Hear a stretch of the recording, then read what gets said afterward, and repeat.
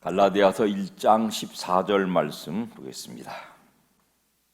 17절까지를 제가 봉독합니다. 내가 내 동족 중 여러 연갑자보다 유대교를 지나치게 믿어 내 조상의 전통에 대하여 더욱 열심히 있었으나 그러나 내 어머니의 태로부터 나를 택정하시고 그의 은혜로 나를 부르시니가 그의 아들을 이방에 전하기 위하여 그를 내 속에 나타나시기를 기뻐하셨을 때에 내가 곧 혈육과 의논하지 아니하고 또 나보다 먼저 사도된 자들을 만나려고 예루살렘으로 가지 아니하고 아라비아로 갔다가 다시 다메섹으로 돌아갔노라. 이는 하나님의 말씀입니다. 아멘. 우리 익산에는요 산다운 산이 없어요. 조금 아쉬움이라면 아쉬움이죠. 저는 새벽 예배를 마치면은 이 들판길을 1시간쯤 걷는데 뭐 산이랄 것도 없는 배산이 늘 멀찌감치 바라다 보이고요. 가까이 함나산이라는 거 있는데 사실은 뭐 산이랄 것도 없고 야트막한 언덕에 불과하지요.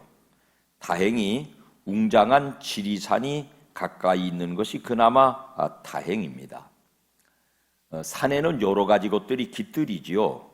태백산, 계룡산, 지리산, 무슨 생각 드세요? 높은 산들은 여러 신을 섬기는 터전이 됩니다.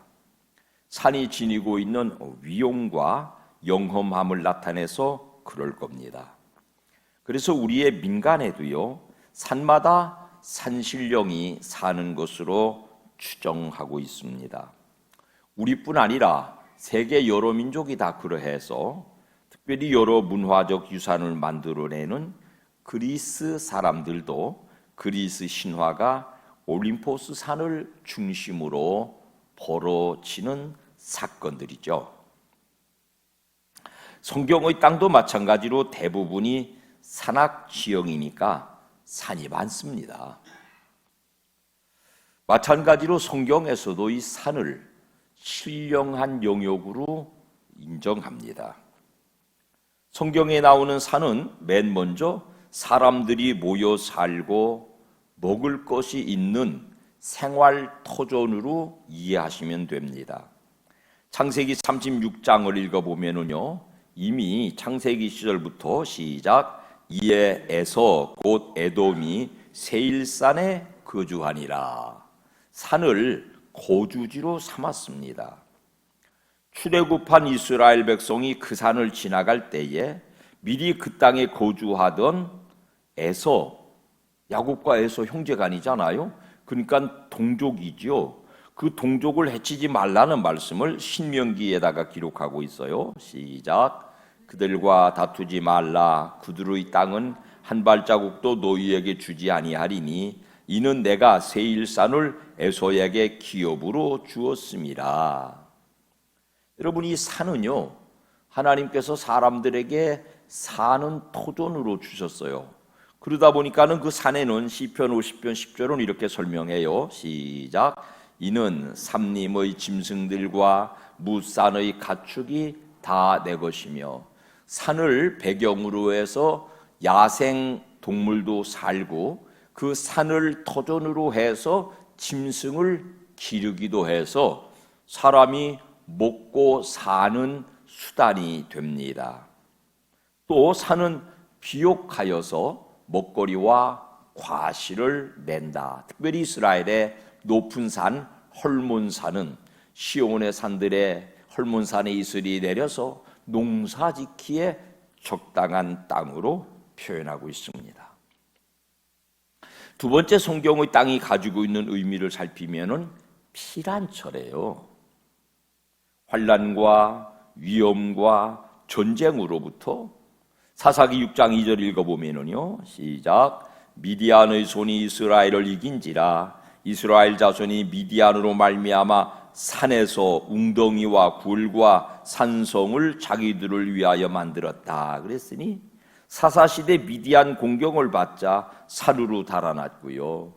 노아 시대의 방주는 홍수로 창이라는 세상에서 운행하여서 아라랏산을 피란처 삼았습니다.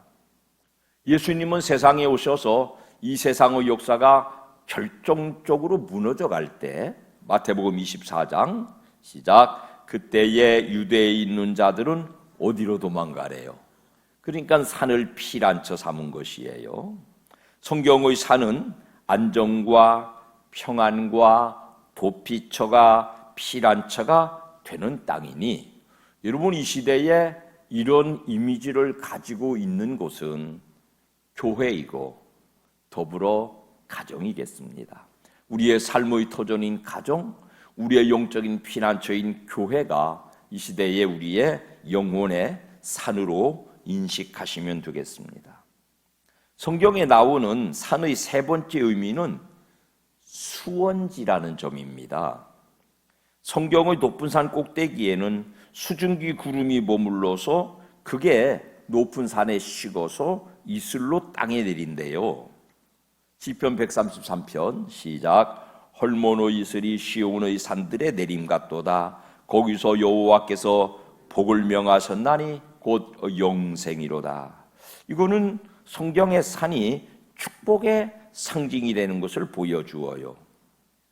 그 헐몬산 높은 곳에 지중해에서 불어오는 습한 바람이 닿으면 식어서 안개로 내리고, 그 헐몬산 꼭대기의 만년설은 녹아서 흘러내려서 요단강을 이루니까 산을 통해서 풍요를 공급받습니다.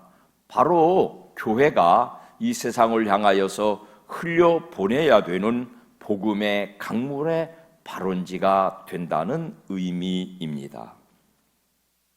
산은 하늘로 높이 솟아오른 땅이잖아요. 그러니까는 영혼의 안테나 같은 이미지예요. 하늘에 계신, 더 높이 계신 어떤 신과 조금 더 가까이 있는 장소라고 하는 인식이 사람에게 있는 거죠. 오늘 우리가 산에 집중하는 것은 바로 그 산이 하나님의 터전, 특별히 성경에서는 하나님의 말씀을 받는 장소이기 때문입니다. 아브라함은 독자 이삭을 바치러 산에 올랐다가 하나님의 말씀을 듣습니다.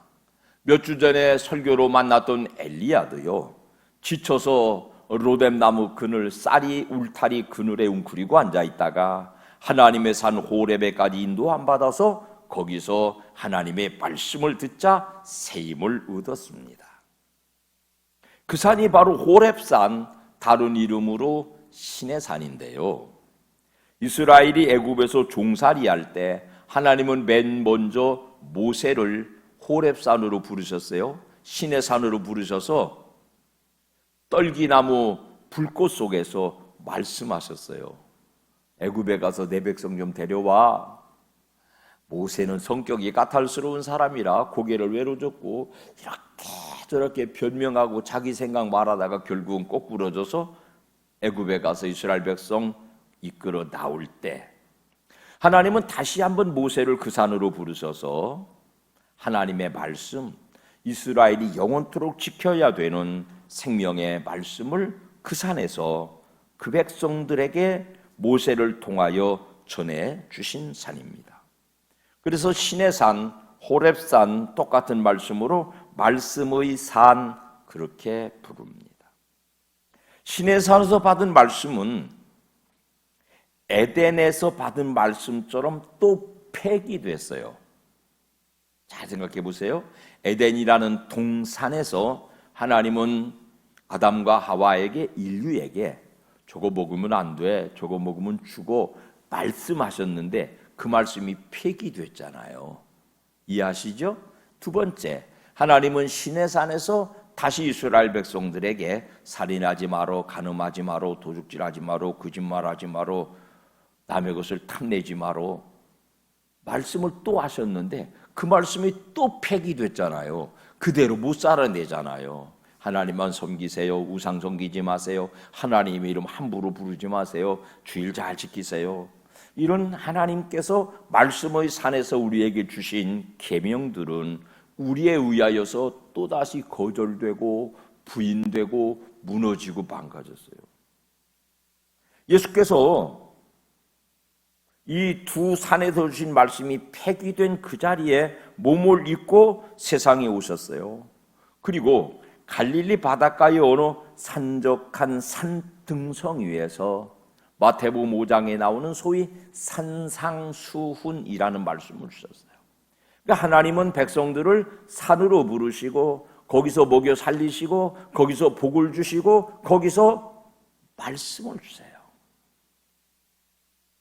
산상수훈은 한마디로 요약하면은 새로운 계명인데요. 두 가지 의미를 가지고 있습니다.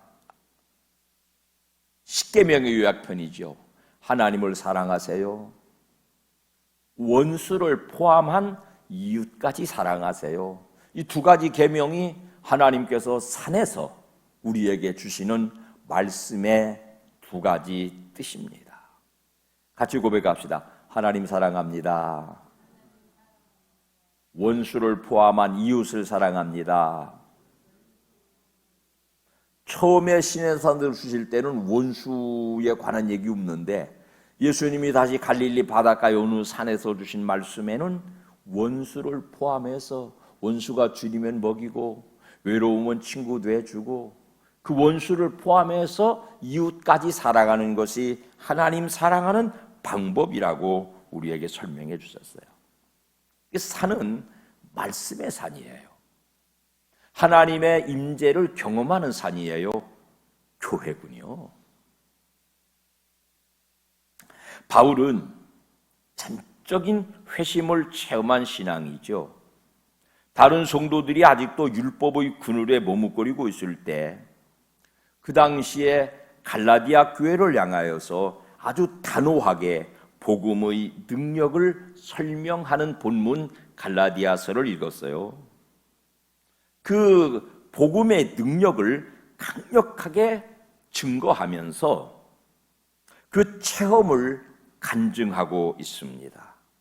1장 17절 말씀 시작. 또 나보다 먼저 사도된 자들을 만나려고 예루살렘으로 가지 아니하고 아라비아로 갔다가 다시 다메섹으로 돌아갔노라. 그 후 3년 만에 내가 게바를 방문하려고 예루살렘에 올라가서. 여러분, 바울이 3년간 아라비아에 가 있었대요. 근데 그 행적에 대한 기록은 성경에 없어요. 사도행전에도 그 기록이 나오질 않아요. 다만 3년 동안의 블랭크, 빈 기간이 있어요. 그래서 갈라디아서를 더불어 읽어야 바울의 일대기를 완성할 수 있습니다. 숨어있는 3년 동안 그가 아라비아에 가 있었대요. 그 아라비아가 어딘지 굉장히 모호합니다. 그런데 갈라디아서는요 이렇게 기록해요. 4장 25절에 시작. 이 하갈은 아라비아에 있는 신의 산으로서 지금 있는 예루살렘과 같은 곳이니 예루살렘의 율법주의자들을 향하여서 그릇됨을 가르쳐주는 말씀인데 하갈이 있고 또 누구죠? 진짜 정실 부인 야곱의 진짜 부인 하갈 말 아브라함의 진짜 부인 사라가 있고 그래서 이 하갈이라고 하는 진짜 부인이 아닌 이 첩을 아라비아에 있는 신의 산, 다시 말해서 율법을 받은 산이라고 비유해요. 근데 그 신산이 어디 있다고요? 아라비아에 있다고요. 아라비아라고 하는 그 당시 이제 나바테 공화국, 나바테 왕국, 요단강 동편에 있는 지금의 에돔 땅, 지금 세계적으로 아주 유명한 나바테 왕국의 그 관광지로 개발된 요르단 지역으로 보는데요. 이 요르단 지역이 그 당시에 아라비아에 포함된 지역이었다. 바울의 연구에 아주 전문가인 톰 나이트라고 하는 신학자는 그래서 그가 쓴 바울 평전이라는 책에서 아라비아로 갔다고 하는 말을 시내산으로 간 것으로 설명하고 있습니다. 바울이 어디로 갔느냐? 시내산으로 갔어요. 거기서 무엇을 했을까요? 시내산이 무슨 산이라고요? 말씀을 받는 산이라고요. 그는 다메섹으로 가다가 아주 뜨거운 신앙을 체험하고 그리고 나서 누구도 받아주지 않으니까 시내산에 가서 그들의 조상 아브라함이 말씀을 받은, 그들의 조상 엘리야가 말씀을 받은 그 자리에서 다시 한번 모세와 이스라엘과 엘리야가 체험한 하나님의 말씀을 체험한 것이 분명합니다. 바울이 시내산에서 하나님을 만나 새로운 계명, 새로운 사명, 새로운 가르침을 받았다는 사실을 설명하므로 내가 가르치는 복음이 너희 조상 모세, 아브라함, 엘리야, 시내산 전통에서 어긋나지 않았다는 사실을 갈라디아 교회 성도들에게 설명하느라고 자신의 신앙을 간증하는 와중에 자신이 과거에 시내산에서 말씀을 받았다는 점을 강조하고 있습니다. 바울은 자신의 신념을 따른 열정의 사람이에요. 율법에 목숨을 걸었던 열정이 다메섹 체험한 이후에 복음의 열정으로 바뀌지 않아요. 그 전환점에 바로 3년간의 시내산 시간, 열정의 방향이 바뀌는 시간, 하나님의 새로운 말씀을 받는 시간이 끼어 있는 것입니다. 성경은 우리에게 산의 시간으로 다가옵니다. 우리를 부르시고 새로운 사명을 일깨우시고 하나님의 나라를 가르치시고 당신의 뜻과 당신의 방식으로 방향을 바꾸어 살도록 안내하는 말씀의 산으로 우리를 부르십니다. 오늘 아침부터 우리는 새벽에 잠언서를 읽기 시작했는데요. 잠언서에 나오는 지혜라고 하는 말, 호크마라고 하는 말은 세상의 지식이 쌓여서 이루는 것이 아니고 여호와를 경외하는 것이 지혜의 근본이고 부모를 가르침 받는 것이 지혜의 근본이라고 말하고 있습니다. 사랑하는 여러분, 오늘 우리 성도들에게 가장 중요한 거 뭘까요? 세상적으로 똑똑한 거, 세상적으로 부자가 되는 거, 세상적으로 성공하는 것보다 정말 더 중요한 가치 의미는 뭘까요? 멈추어서서 말씀을 통하여서 내 삶의 방향이 맞는지를, 바울은 열심히 있었지만 그 열심이 하나님의 뜻을 거스르는 방향으로 열심이었어요. 하나님이 그를 거꾸로 뜨리니까 말씀의 산에 3년간 머물면서 자신의 방향을 다시 한번 성찰하고 하나님의 부르신 자리로 다시 한번 열정을 가지고 나가는 시간을 마련했던 것입니다. 하나님이 부르시는 그 산의 자리로, 산 꼭대기로 올라가시는 우리 가족들이 되시기를 주님 이름으로 축원합니다. 배산 올라가시라는 말씀이 아니고 함나산, 지리산 등산 가시라는 말씀이 아니고요. 첫 번째, 교회가 그 산이 옳습니다. 교회에서 말씀을 듣지 않습니까? 분주하게 내 삶의 방향으로만 내달리던 바울과 같은 발걸음을 잠시 멈추고 하나님의 말씀이 제시하는 방향으로 돌아서는 터닝 포인트가 교회고 말씀을 듣는 시간입니다. 그 산의 시간을 경험한 사람들은 하나님께서 약속하신 땅으로 나아갑니다.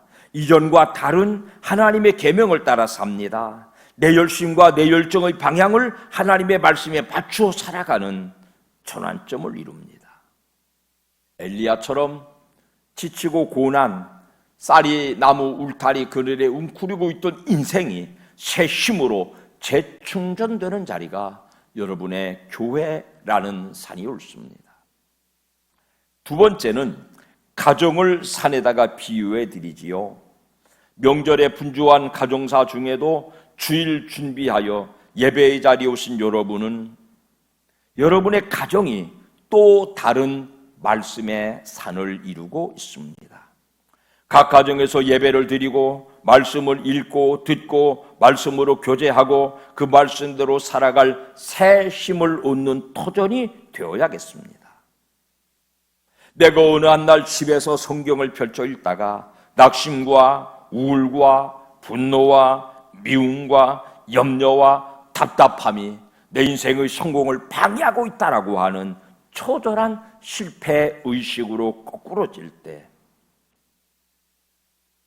성경 말씀의 어느 한 구절이 내 삶의 방향을 바꾸어서 야! 이세벨이 하는 말은 거짓말이구나, 하나님의 산 호렙에 이르러서 용기 있는 말씀을 가정에서도 듣는 성도들이 된다면 여러분의 가정이 또 다른 차원에서 방향 전환의 신의 산이 될 수 있습니다. 산에 관한 많은 명언들이 있는데요, 그 중에 한마디를 소개하며 제 말씀을 마칠까 합니다. 당신이 왜 산에 오르지 못했는지에 대해 말해줄 수 있다. 왜냐하면 당신이 아주 완벽한 신발을 찾기 위해서 너무 많은 시간을 보내느라 산에 오르지 못하는 것이다. 사랑하는 성도 여러분, 지금 신고 있는 신발 그대로 말씀의 산에 올라 말씀을 통한 삶의 방향을 결정하시고 말씀의 능력으로 정해진 영혼 구원의 방향으로 매진하는 복된 가족들 모두가 되시기를 주님의 이름으로 축원합니다.